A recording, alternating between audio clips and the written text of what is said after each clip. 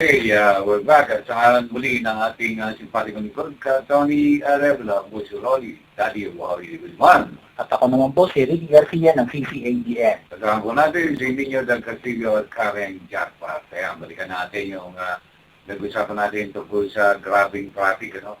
Talagang malaking magiging epekto nito sa ekonomiya. Kasi yung mga traffic, nagkakanda lumilog yung mga negosyo. Oo. Actually, yan ang isa sa matinding pagsubok na unang-unang haharapin ng bagong uupo nating presidente. President Lodi. Yung matinding traffic. Marami na kasing analyzation, pag-aaral, pagdadagdag ng karsada, kung ano-ano pang experiment ang ginawa, pero hindi pa rin nakatulong. Hindi naman totally nakabawas. Oo. Hanggang ngayon nagiging problema talaga ang napakatinding traffic. Kaya nga napakahirap talaga nung susungin ng bagong Pangulo, no?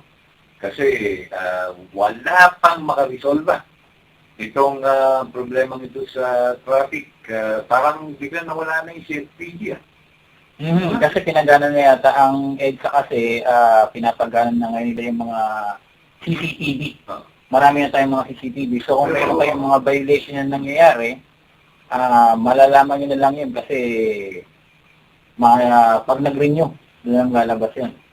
Pero ang malaki na itulong din, kahit pa paano, yung CSPG, nung una, no? Pero malaki talaga yung tulong nung nandun yung presensya ng mga kapulisan natin, mga HPG natin.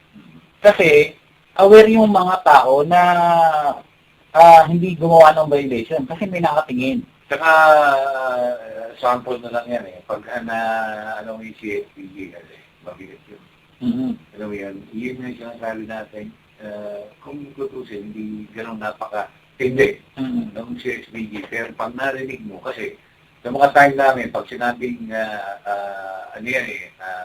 track code, CHPG, highway patrol, Highway patrol na yan, medyo gulat na yung mga nagmamaneho. No?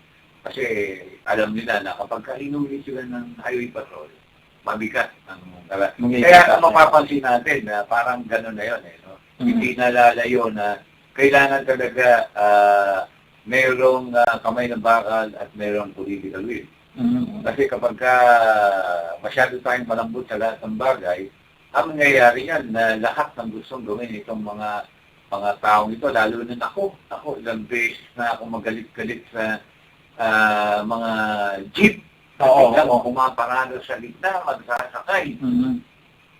Doon nagsisimula kasi yung mga jeep, mga bus, number 1 yan na. Alam mo, ang isa sa mga napansin ko na sana ay matutunan ng pansin ng ating bagong Pangulo, President Lodi, yung mga vendors. Lalo na sa Quiapo, makita mo dyan. Hindi na ako kailangan na pumunta kay Pangulong Erap o Mayor Erap. Alam mo kung bakit? Nandun na sa tongki ng ilong ng mga tao. Nandun pa yung, lalo na sa may party ng Plaza Miranda. Nandun na yung pinakaano ng police, no? Yung presido.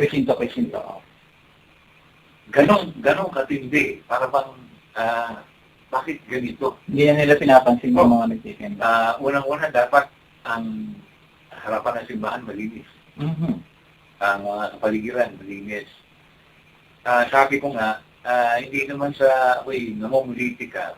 Nung una pang may mga ibang may hawak yan, hindi naman pinapayagan na alam mo yung, pero mo, doon nga, meron ng kainan doon.